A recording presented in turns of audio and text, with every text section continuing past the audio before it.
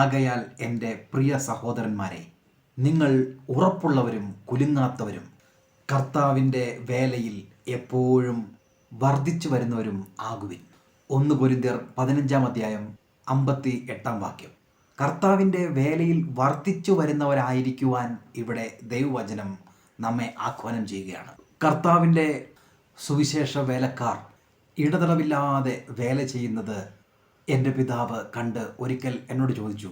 ആശുപത്രിയിൽ പോയാൽ അവിടെ ഇവരെ കാണാം, സൂപ്പർ മാർക്കറ്റിൽ പോയാൽ അവിടെ ട്രാക്റ്റുമായി അവരെ കാണാം. എന്തിനാണ് ഇത്ര അധികമായി ദൈവത്തിൻ്റെ സുവിശേഷവുമായി ഈ ആൾക്കാർ ഇതിലെ നടക്കുന്നത് എന്ന് അദ്ദേഹം എന്നോട് ചോദിക്കുകയുണ്ടായി. പ്രിയരെ, ഓരോ വ്യക്തിക്കും സഹായം ആവശ്യമുണ്ട്. ഒരു മനുഷ്യൻ പോലും നഷ്ടപ്പെട്ടു പോകാൻ സ്വർഗസ്ഥനായ പിതാവ് ആഗ്രഹിക്കുന്നില്ല. ഓരോ മനുഷ്യരുടെയും അടുക്കൽ നാം ഈ ദൈവരാജ്യത്തിൻ്റെ സുവിശേഷവുമായി കടന്നു ചെല്ലേണ്ടതുണ്ട്. ഓരോ വ്യക്തികളും ഏതെല്ലാം വിധത്തിലാണ് ഭാരപ്പെട്ടിരിക്കുന്നത്, മനസ്സ് തകർന്നിരിക്കുന്നത്, രോഗത്താൽ വിഷമിക്കുന്നത്, ഓരോ ആവശ്യങ്ങൾക്കുമായി സങ്കടപ്പെട്ടിരിക്കുന്നത് എന്ന് നമുക്കറിയില്ല. അതുകൊണ്ട് ഓരോരുത്തർക്കും ഈ സുവിശേഷം എത്തിക്കേണ്ടത് നമ്മുടെ കടമയാണ്. മാത്രമല്ല, ഇത് സ്വർഗസ്ഥനായ പിതാവിൻ്റെ ഇഷ്ടവും ആണ്.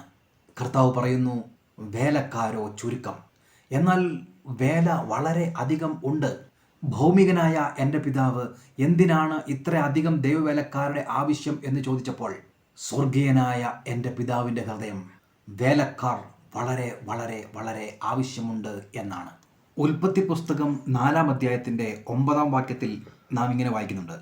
പിന്നെ യഹോവ കയീനോട്, നിന്റെ അനുജനായ ഹാബേൽ എവിടെ എന്ന് ചോദിച്ചു. അതിന് അവൻ, ഞാൻ അറിയുന്നില്ല, ഞാൻ എൻ്റെ അനുജൻ്റെ കാവൽക്കാരനോ എന്ന് ചോദിച്ചു. പ്രിയരെ, ദൈവം ആഗ്രഹിക്കുന്നത് നാം നമ്മുടെ സഹോദരന്മാരുടെ കാവൽക്കാരനായി ഇരിക്കണം എന്നാണ്. നാം ജീവിതത്തിൻ്റെ പല മേഖലകളിലും കണ്ടുമുട്ടുന്ന പലരും എന്തെങ്കിലും സഹായം ആവശ്യമുള്ളവരായിരിക്കും. അവരെ നാം സഹോദരൻ എന്ന വണ്ണം കണ്ട് അവരെ എല്ലാ കാര്യത്തിലും സഹായിക്കുവാൻ കഴിവുള്ളവനായ സത്യ ദൈവത്തെ പരിചയപ്പെടുത്തുന്ന സത്യസുവിശേഷം അവരോട് അറിയിക്കേണ്ടത് നമ്മുടെ കടമയാണ്. അവൻ്റെ കാര്യം എനിക്കതൊന്നും അറിയേണ്ടതില്ല എന്ന മനോഭാവത്തിൽ നിന്നും മാറി ഓരോരുത്തർക്കും നമ്മളെക്കൊണ്ട് ആവശ്യമുണ്ട് എന്ന ദൈവിക മനോഭാവത്തിലേക്കുള്ള മാറ്റം, അത് ഇന്നിൻ്റെ ആവശ്യമാണ്.